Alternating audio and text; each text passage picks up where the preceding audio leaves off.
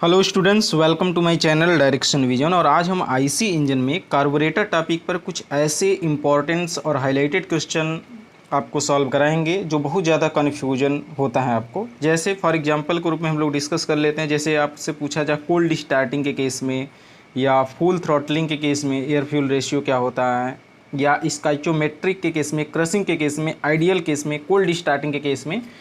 तो यदि ऐसे क्वेश्चन को यूपी आरविनल में पूछा जाता है तो मैचिंग लिस्ट और लिस्ट बी टाइप पूछेगा, और यदि यूपी ट्रिपल एससी में अथवा एसएससी जेई में पूछेगा तो किसी एक क्वेश्चन पूछेगा कि फॉर आइडलिंग के केस में एयर फ्यूल रेशियो कितना होगा, या फिर कोल्ड स्टार्टिंग के केस में एयर फ्यूल रेशियो कितना होगा, या स्टोइकोमेट्रिक या स्टाइको जिसको बोलते हैं, इस स्टाइकोमेट्रिक के केस में जिसको केमिकली करेक्ट मिक्सचर बोलते हैं, उस केस में आपका एयर फ्यूल का रेशियो कितना होगा। हम लोग इसी पर डिस्कस करेंगे। तो चलिए आज स्टार्ट करते हैं। क्वेश्चन नंबर फर्स्ट है जो कि बहुत ज़्यादा इंपॉर्टेंट होगा। क्वेश्चन नंबर फर्स्ट है, a simple carburettor supply rich mixture during. Rich mixture supply आपका कार्बोरेटर कब करता है? स्टार्टिंग के केस में, आइडलिंग के केस में, क्रशिंग के केस में, एक्सेलरेशन के केस में। तो आंसर इसका क्या होगा? ए सिंपल कार्बोरेटर, सिविल से सुनेंगे, a simple carburettor supply rich mixture. Simple carburettor यदि रिच मिक्सचर को सप्लाई कब करता है तो कहेंगे कि जिस समय हम एक्सेलरेशन होते हैं। एक्सेलरेशन का मतलब जाहिर सी बात है कि हम बहुत स्पीड में जाना होता है, उस समय कार्बोरेटर को एक तरीके से रिच मिक्सचर की आवश्यकता होता है। तो एक्सेलरेशन के समय आपका रिच मिक्सचर की आवश्यकता होगा, नहीं ऑप्शन इसका डी सही होगा। लेकिन इसके पहले थोड़ा सा कॉन्सेप्ट हम लोग देख लेते हैं ताकि क्वेश्चन आपको समझने में आसानी रहेगा। कोल्ड स्टार्टिंग का मतलब होता है it is required to maximum fuel. Cold starting में जैसे सपोज कि ठंडी के दिन में यदि इंजन स्टार्ट नहीं होता है तो आप चौक लेते हैं, जाहिर सी बात है वहाँ पर फ्यूल की मात्रा को हम इंक्रीज कराते हैं, या कह सकते हैं कि एयर की मात्रा को कट कराते हैं। आइडलिंग के केस में it is required to little less fuel. Idling के केस में हम थोड़ा सा कम फ्यूल इस्तेमाल करते हैं। तो इस पॉइंट ऑफ व्यू से आप एकदम थोड़ा कॉपी पर नोट कर लीजिएगा क्या क्या होता है। एयर फ्यूल रेशियो को हम लोग डिस्कस करेंगे। Air fuel ratio, air fuel ratio के लिए हम बताते हैं मैक्सिमम पावर के समय कितना लिया जाता है। मैक्सिमम पावर याद कर लेंगे 12:1, यानी इसमें 12 भाग एयर और 1 भाग फ्यूल रहेगा। या स्टाइकोमेट्रिक के फॉर्म में जिसको केमिकली करेक्ट बोलते हैं, एक्चुअल में 14.5:1 होता है। 15:1 भी उसको ऑप्शन में देता है, आप करेक्ट करेंगे यदि 14.5 नहीं रहेगा तो। Air fuel ratio for maximum economy के केस में, मैक्सिमम इकोनॉमी के केस में आपका आता है 16:1। क्रशिंग के केस में, क्रॉसिंग के केस में एक तरीके से 60:1 होता है, जिसको हम बोल सकते हैं कि इकोनॉमी के केस में। आइडलिंग के केस में आपका, आइडलिंग के केस में 10:1 होता है। आइडलिंग के केस में 10:1 होता है। और कोल्ड स्टार्टिंग के केस में, कोल्ड स्टार्टिंग के केस में 3:1 होता है, जिसको 4:1 भी बोला जा सकता है। तो समझ गए होंगे, maximum power 12:1, stoichiometric 14.5:1, maximum economic 16:1, idling 10:1, cold starting आपका 3:1 होता है। तो इतना आप यदि दिमाग में आप बैठाए रहेंगे, उसके बाद हम लोग क्वेश्चन देखते हैं। चलिए क्वेश्चन स्टार्ट करते हैं। क्वेश्चन नंबर 2, तो आप समझ गए होंगे stoichiometric air fuel ratio for petrol रफली बोला गया है। अभी हमने बताया था 14.5:5 होता है, यानी कि कितना होता है 14.5:1 होता है, लेकिन रफली बोला गया है अराउंड किसके अनुसार? तो ऑप्शन सी सही करेंगे। ऑप्शन कौन सा सही करेंगे? सी। नेक्स्ट क्वेश्चन देखेंगे, venturi. Question number 3, venturi is the carburettor result. Venturi in the carburettor result. Venturi carburettor में क्या करता है, उसका रिजल्ट क्या प्रभाव है? तो करता है decrease of air velocity, increase of the air velocity, decrease of the fuel flow, increases of manifold vacuum. तो कहता है एक वेंचुरी का कुछ इस प्रकार से आपका स्ट्रक्चर होता है, फ्लूइड में भी पढ़े होंगे वेंचुरी मीटर, कुछ इस प्रकार से रहता है। तो यहाँ पर ये जो क्रॉस सेक्शन एरिया घटता है तो यहाँ की जो वेलोसिटी होती है इंक्रीज कर जाएगा, और इस केस में हमारा जो ऑप्शन इसका रहेगा क्या करता है, to increase the air velocity, venturi in the carburettor result to increase the air velocity. अब आते हैं question number 4, the choke is the close, जब चोक को हम क्लोज करते हैं, व्हेन द इंजन, जब चोक को हम क्लोज करते हैं तो इंजन इज एक्सेलरेटिंग होता है, हॉट होता है, कोल्ड होता है, आइडलिंग होता है। हम चोक को क्लोज्ड कब करते हैं, एक्सेलरेशन, हॉट, कोल्ड और आइडलिंग के केस में। तो आप अपने से बताएंगे किस केस में, जिस समय इंजन स्टार्ट नहीं होता है ठंडी के दिन में, कोल्डिंग के केस में, उस समय हम चोक लेते हैं, और चोक लेने का मतलब चोक को क्लोज करते हैं। ओवरऑल ऑप्शन इसका क्वेश्चन नंबर 4 का सी। क्वेश्चन नंबर 5 है, lean mixture is required during, lean mixture कब रिक्वायर्ड होता है। बहुत अच्छे क्वेश्चन है, लीन मिक्सचर कब आपका रिक्वायर्ड होता है। अभी हमने बताया क्रॉसिंग के केस में या मैक्सिमम इकोनॉमी के केस में हमारा लीन मिक्सचर होता था। लीन मिक्सचर का मतलब उस समय फ्यूल की मात्रा कम होती है, 16:1 हमारा मैक्सिमम इकोनॉमी के केस में होता है। लीन मिक्सचर इज रिक्वायर्ड जिस समय हमारा क्रॉसिंग होता था, और उस केस में हम लोग वहाँ पर लीन मिक्सचर आवश्यकता होता है, मैक्सिमम इकोनॉमी जिसको बोलते हैं। Okay, question number next, the limiting या limits of air fuel for SI engine, the limit of air fuel for SI engine, SI engine के लिमिट कहाँ से लेके कहाँ तक होता है। अभी हम लोग देखें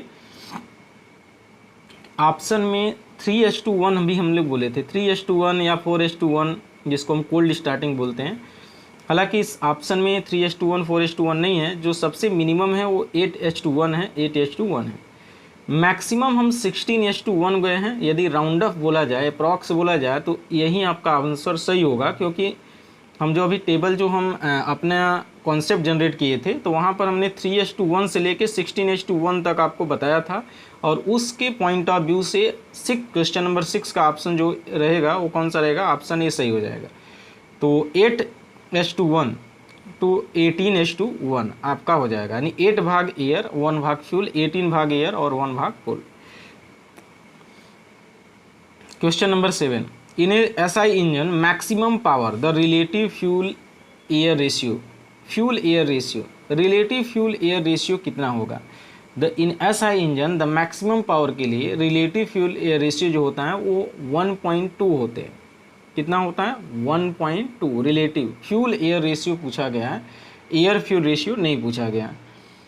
क्वेश्चन नंबर नेक्स्ट देखेंगे, for maximum thermal efficiency the fuel air mixture, air fuel mixture नहीं, fuel air mixture in SI engine should be, maximum thermal efficiency के लिए, मैक्सिमम थर्मल इफिशियंसी के लिए फ्यूल एयर मिक्सचर जो होता है वो लीन होना चाहिए इन एसआई इंजन में, या रीच होना चाहिए। ऑप्शन में जो पहला दिया है वो ऑप्शन में पहला दिया है लीन, और दूसरा जो दिया है वो रीच दिया है। तो आंसर जो होगा वो मैक्सिमम थर्मल इफिशियंसी के लिए हम प्रयास करेंगे, मैक्सिमम थर्मल इफिशियंसी के लिए मिक्सचर जो होगा वो लीन होना चाहिए। Question number 9, during the starting petrol engine require stoichiometric mixture, lean mixture, rich mixture, any air fuel ratio.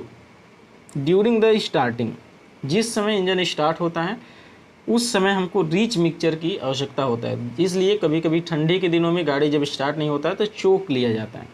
तो ऑप्शन जो होगा ये आपका कौन सा हो जाएगा, रीच मिक्सचर, इस वाले का आंसर सही होगा। Question number 10, for the petrol engine the method of governing. देखिए डीजल इंजन और पेट्रोल इंजन में दोनों की गवर्निंग की प्रक्रिया अलग अलग होती है। गवर्निंग की प्रक्रिया जैसे कहते हैं कि quantity governor, governing, quality governor, heat and miss governor.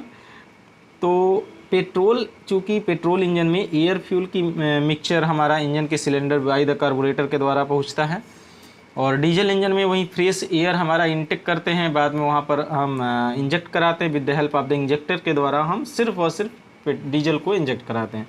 तो पेट्रोल इंजन में जो गवर्निंग होता है पेट्रोल इंजन में जो गवर्निंग होता है वो क्वांटिटेटिव गवर्निंग होता है, क्वांटिटिव गवर्नर होता है। लेकिन यही यदि हम डीजल में पूछा जाए तो उसको हम बोलते हैं क्वालिटेटिव, क्वालिटी गवर्नर। तो डीजल में क्यों? क्योंकि हमारा सिर्फ डीजल एक तरीके से हम इंजेक्टर के द्वारा वहाँ पर कंप्रेशन के समय हम इंजेक्ट कराते थे डीजल, और यहाँ पर हम पेट्रोल एयर का मिक्सचर को इंटर कराते हैं। तो यहाँ पर क्वालिटेटिव गवर्निंग यूज करते हैं। तो ऑप्शन जो होगा देखिए quality governor, quantitative governor, option जो 10 का है वो सी हो जाएगा।